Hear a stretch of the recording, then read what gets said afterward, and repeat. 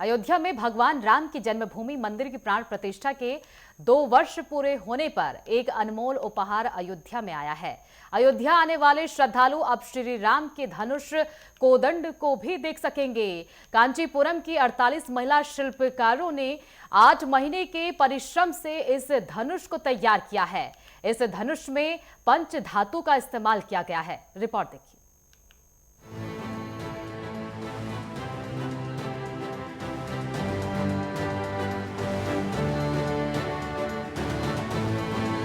भगवान श्री राम की भूमि अयोध्या हर तरह से सज संवर रही है। राम जन्म भूमि की प्राण प्रतिष्ठा के अवसर पर पंच धातु से निर्मित आकर्षक कोदंड धनुष अयोध्या में पहुंचा। कांचीपुरम के 48 महिला कारीगरों ने इस खूबसूरत कोदंड को 8 महीने के परिश्रम से बनाया। यह हस्तशिल्प का भी उत्कृष्ट स्वरूप है। ओडिशा के सनातन जागरण मंच की तरफ से ये कोदंड अयोध्या में लाया गया। अयोध्या में श्री राम मंदिर की प्राण प्रतिष्ठा के अवसर पर इस धनुष को कारसेवकपुरम में श्री राम जन्मभूमि तीर्थ क्षेत्र महासचिव चंपत राय की सुपुर्द कर दिया गया। 1.25 करोड़ की लागत में निर्मित ये धनुष भक्ति, शिल्प कौशल और राष्ट्र गौरव का प्रतीक है। आज आके अयोध्या की धरती पे, पावन भूमि पे हम लोग पहुंचे हैं। लगभग हम लोग के साथ करोड़ों लोग, लाखों नहीं करोड़ों लोग जुड़े और हमारे साथ जो है कि 120 हमारे कार्यकर्ता जो रात के साथ हैं वो आए हैं पावन धरती पे। ये टोटल 286 केजी है जो 5 मेटल से बना हुआ है और लगभग 8 महीना लगा है। 40 कारीगरों ने, महिला कारीगरों ने इसको बनाया। पंच धातु है। पंच धातु में हम लोग का सोना, चांदी, तांबा और जिंक और लोहा पंच धातु से बना हुआ है। श्री रामचरितमानस में कोदंड का वर्णन कई संदर्भों में आया है।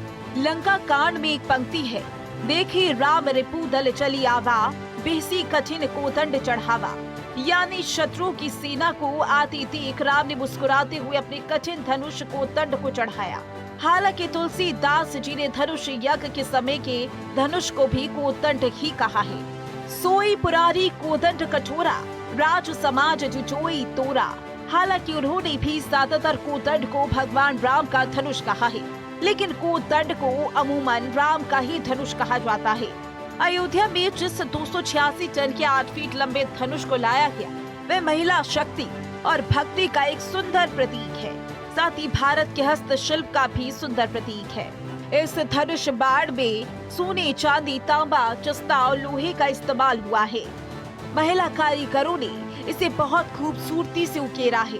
3 जनवरी को एक भव्य शोभा यात्रा के साथ इस धनुष को अयोध्या लाने की शुरुआत हुई थी। एक भव्य रथ में इस कोदंड को रखकर शोभा यात्रा शुरू हुई। ओडिशा के 30 जिलों से होकर गुजरी। 19 जनवरी को इसे पुरी के जगन्नाथ मंदिर में भी ले जाया गया। भगवान जगन्नाथपुरी को इस कोदंड के दर्शन कराए गए। कोदंड की शोभा यात्रा जहाँ जहाँ से गुजरी, लोगों ने उत्साह से उसका स्वागत किया, जयकारे लगाए। पुष्प वर्षा की ये धनुष 22 जनवरी अयोध्या पहुंचा। बता दें, विधि विधान के साथ इसे स्वीकार किया गया। अब यह अयोध्या की धरोहर बन गया है। अयोध्या में राम मंदिर की प्राण प्रतिष्ठा के बाद श्रद्धालुओं की संख्या तेजी से बढ़ी है। लोग अयोध्या में उमड़ रहे हैं। ये मंदिर अब भव्य स्वरूप ले चुका है। राम मंदिर में अब ध्वजा भी फहराई जा चुकी है। राम मंदिर के साथ साथ दशरथ महल, भरत कुटिया, राम पथ, भक्ति पथ, धर्म पथ को सुंदर बनाया गया। दीवारों पर भित्ति चित्र नजर आते हैं। भगवान राम के जीवन पर आधारित लेजर शो और लाइट शो की व्यवस्था की गई। सरयू रिवर फ्रंट और कुख्तार घाट का सौंदर्य बढ़ा है। महर्षि वाल्मीकि अंतर्राष्ट्रीय हवाई अड्डा और अयोध्या धाम रेलवे स्टेशन का पुनर्विकास किया गया। टर्मिनल मंदिर की वास्तुकला से प्रेरित है। निषाद राज चौराहे में निषाद राज की सुंदर भव्य आकर्षक प्रतिमा है। श्री राम के भजनों को जन जन तक पहुंचाने वाली भारत रत्न लता मंगेशकर के नाम पर चौराहा सबको अपनी ओर खींचता है।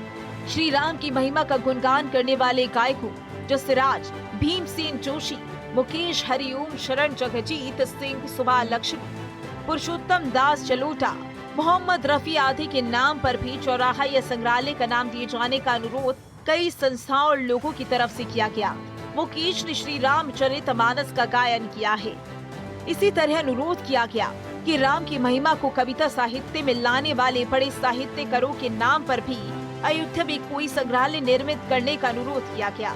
सनातन जागरण मंच के अध्यक्ष संतोष कुमार का कहना है कि धनुष के साथ भगवान जगन्नाथ के प्रतीक स्वरूप के विग्रह पतित पावन को यहाँ स्थापित किया जा रहा है। तीर्थ क्षेत्र महासचिव चंपत राय और जगन्नाथ मंदिर के महंत राघव दास की सहमति और स्वीकृति के बाद वह रथ यात्रा के साथ अयोध्या आए।